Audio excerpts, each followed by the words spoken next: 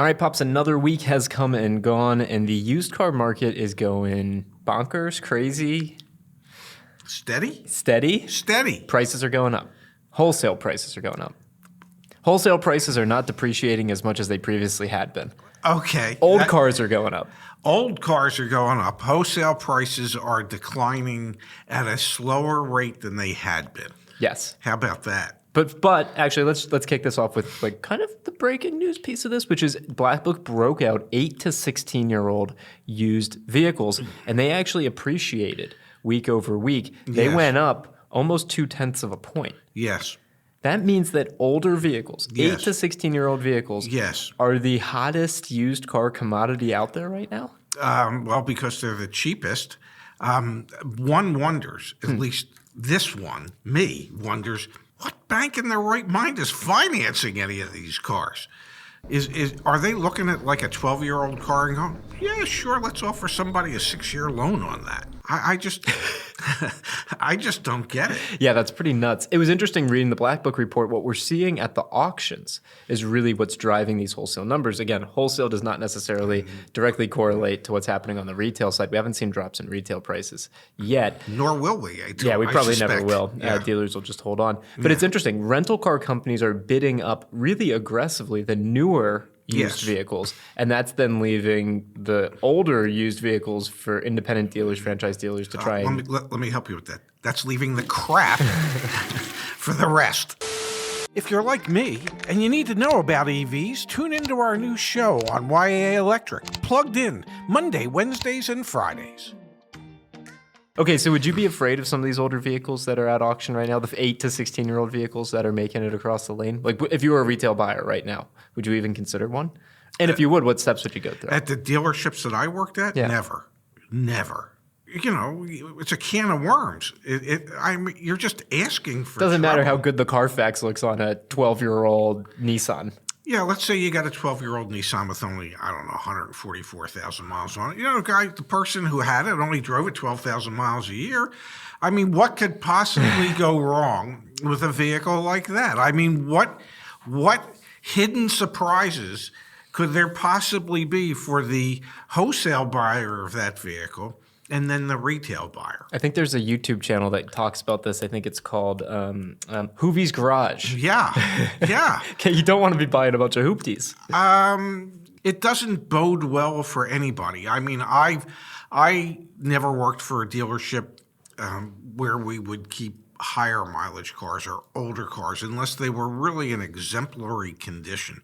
But today, the crap that's getting passed off on the dealers at the auctions and that the dealers are then passing on to consumers, it's just some really scary stuff that the consumers have to go through in order to buy cars that, well, shouldn't be being bought and sold to begin with. All right, now the other storyline here is going to be gas guzzlers versus more fuel-efficient vehicles. And Yes. the Black Book data, again, shows, relative to its peers, significant appreciation for compact cars. Yes. Up 0.3 of a point week over week. Last week, they were up 0.2 of a point or close to 0.3 of a Yes. point as well.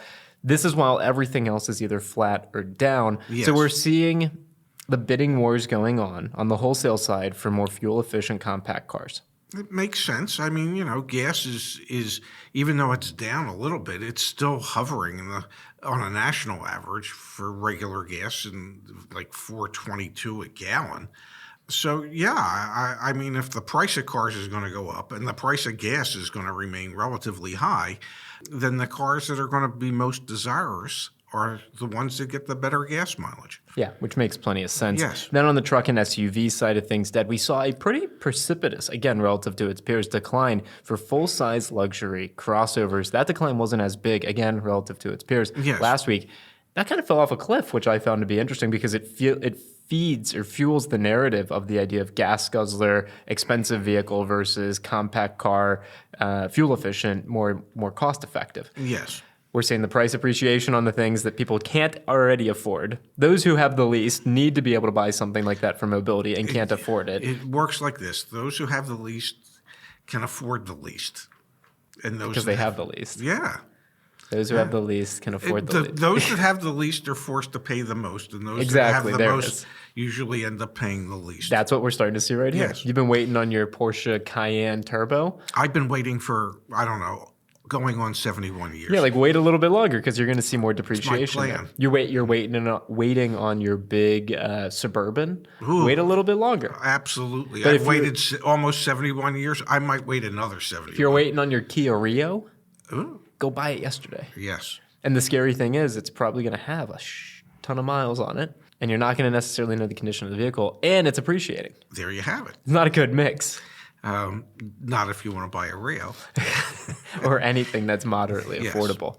The other storyline that I thought was interesting here, Dad, is that the amount of volume of used cars for sale has been declining. Yes. Is down 5% so far this year. So we're really seeing the crunch on the new car inventory side. Mm-hmm. And we're seeing the crunch on the used car inventory side. I mean, we left last year with used car inventory down almost 17%. And now this year we're already down another 5%. And the reason for that is there's limited new cars. So there's a limited number of trade-ins. So people are holding on to the cars that they have longer than they have in the past. And so they're not necessarily making it to the market, which is why used car listings are down. And lease returns, fortunately, aren't happening because people are, buying them out, which is the right thing to do. But that's another source of used car inventory. It's not like rental car companies are selling their fleet right now. No, they're overpaying to buy used cars to put into their fleets right now because most of your major manufacturers have cut out fleet sales because they're trying to get vehicles to the retail market. So we've got people literally waiting potentially up to a year on new Toyotas that they're ordering, even though they're just getting allocations for. You've got people waiting 6 months for new Fords. And then you've got depleting used car inventory. I mean, we're not doomsdayers. You certainly sound like I mean, we sound like it, though. I'm just looking at this. It's like, where's the light at the end of the tunnel? I don't know, but I'm thinking of moving into a cave. Become a simpler man. I'm pretty sure. All right, and then on the new car side, Dad, I think it's worth mentioning. 4Eyes tracks this every single day. This updates every single day over on 4Eyes. Year over year, new car prices are up about 25%, 24.4%, but they've held steady Yes. for like the past 2 quarters. Yes. So on the new car side, what's the market update there? There are no new cars. If you're going to buy one on a dealer You're lot going to pay too much. and get ready to negotiate Yes. dealer markup, factory order is probably the route there. More than likely. All right, putting you on the spot, new or used car, if you had to buy right now, what are you doing? I'm buying new. Yeah. Even though I'm going to overpay, I'm going to overpay less for a new car than I'm going to overpay for a pre-owned car. You don't want to spend 25 grand on a used Kia Rio? Or a Mitsubishi Mirage. I could see you ride around one of those. All 78 horsepower of it. It'll get you to the cave. I might even park it in the cave. Thanks, Pops. Thank you.